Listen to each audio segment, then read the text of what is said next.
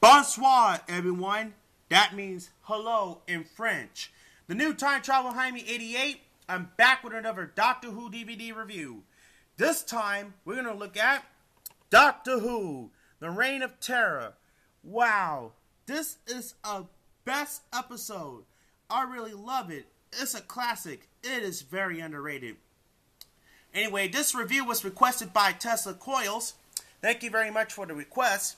This 6-part adventure originally transmitted on August 8th through September 12th, 1964.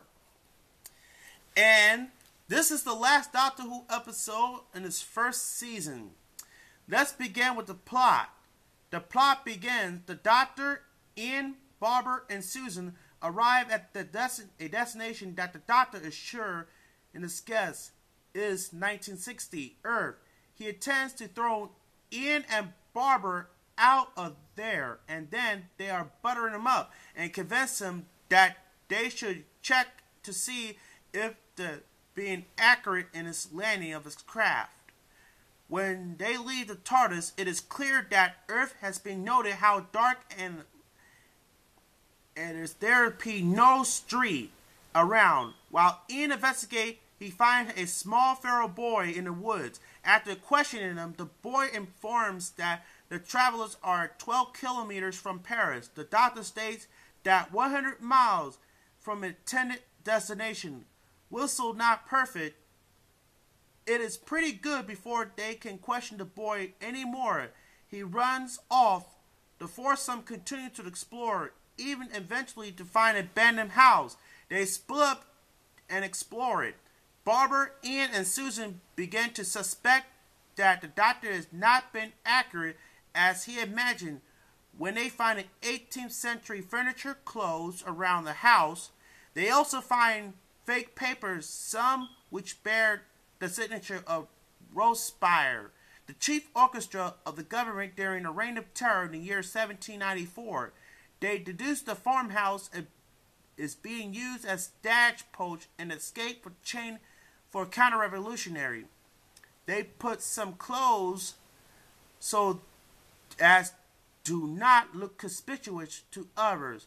When they go back to the TARDIS, Ian is go look for the Doctor, but he is accosted by two counter-revolutionary named Grayson and Rovere. They hold a gun to Barbara, Ian, and Susan. They try to ascertain they are loyal to the revolutionary or the counter-revolution like themselves. They ask if they're traveling alone. Barbara replies in affirmation.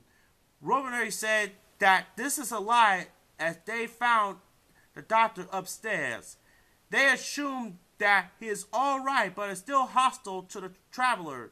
The impasse is ended when a band of revolutionary soldiers surrender the house and demand the collector to surrender.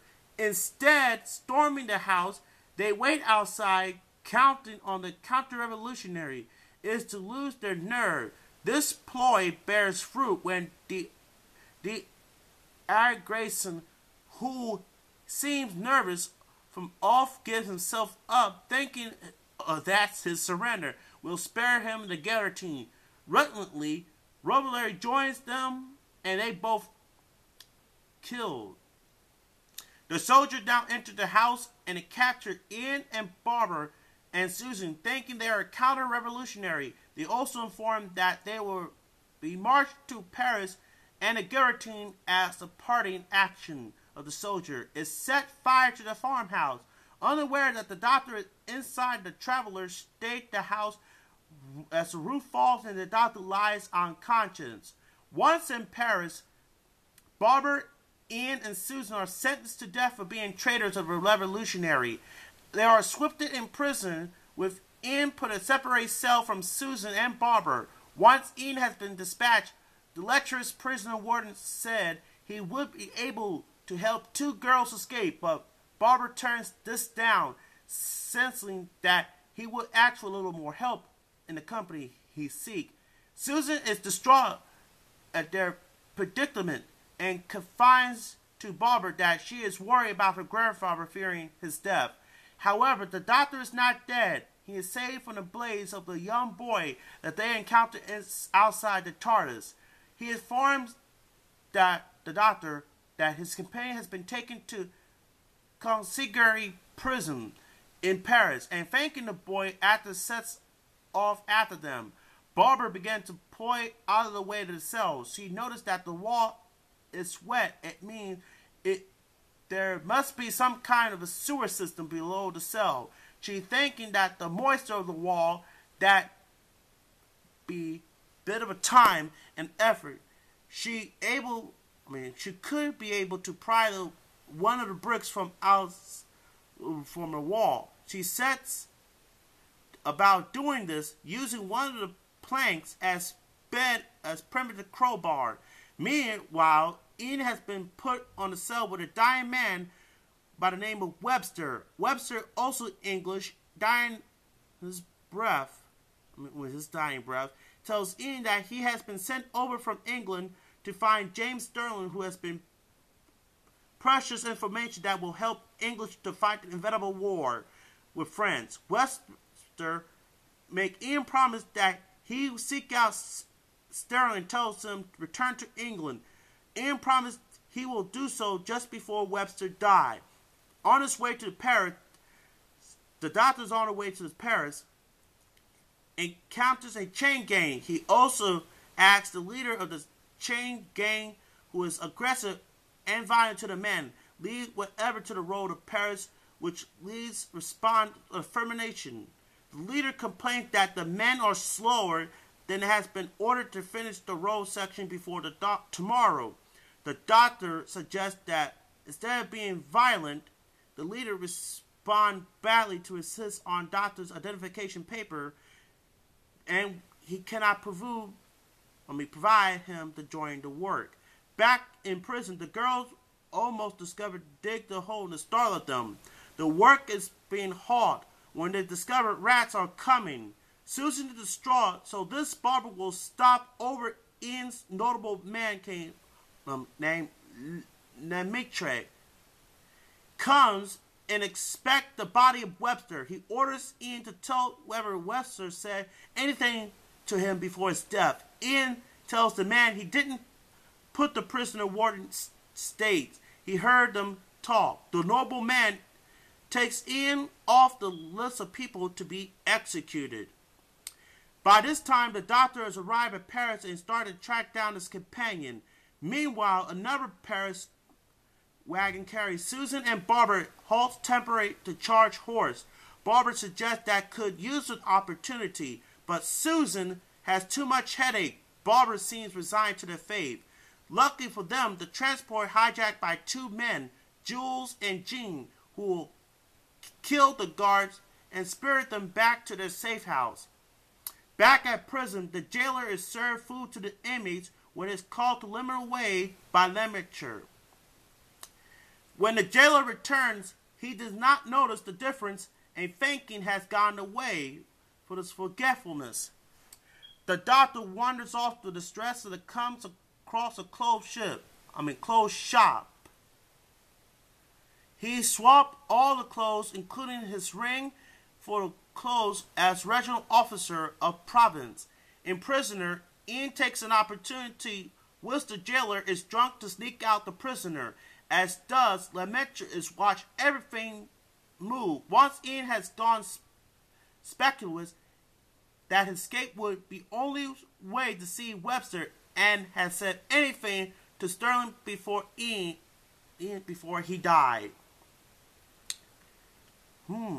Meanwhile, the Doctor is posed as a Reginald Officer and provides twice before the great tyrant was Byron himself and has talked to himself out of trouble. Ian and Barbara have meanwhile had close encounter with the future ruler of Napoleon Bonaparte. Wow. Well, as they reach the climax, Roseberry is overthrown, shot in the jar, and is dragged off to prison, and the Doctor and his friends have slipped quietly away.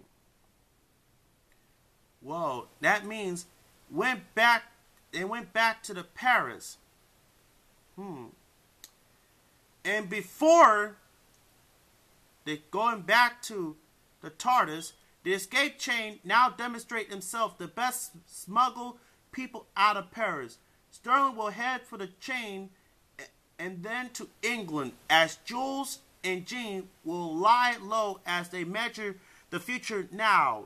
The Rosbaron has fallen, and the Doctor and his companion return to the TARDIS in the wood near Paris, reflecting on another brush with history in their role, especially the fact that history has a way remaining re-silent the human chain as the journey into the future are up to the stars.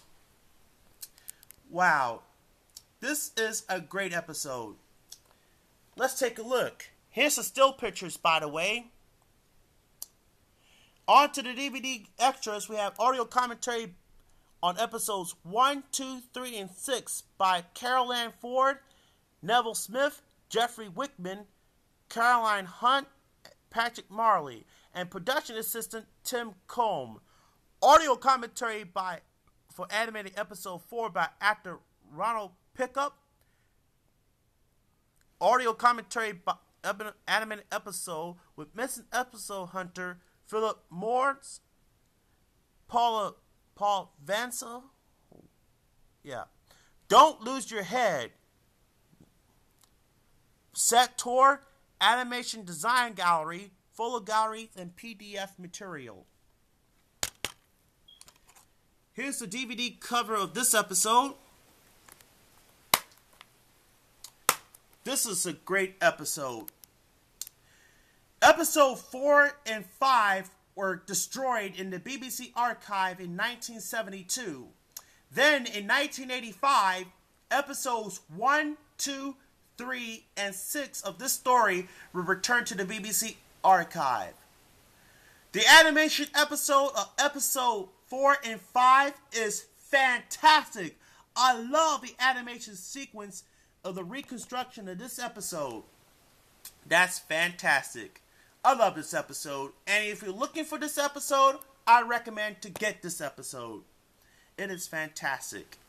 Well, that's it for this review, and remember, if you have any Doctor Who DVD review that you would like me to review, just post a comment down below. Well, that's it from here. This is the new Time Travel Hyman 88. Rate, comment, and subscribe.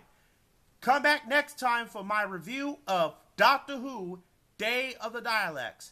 Thanks for watching, and take care.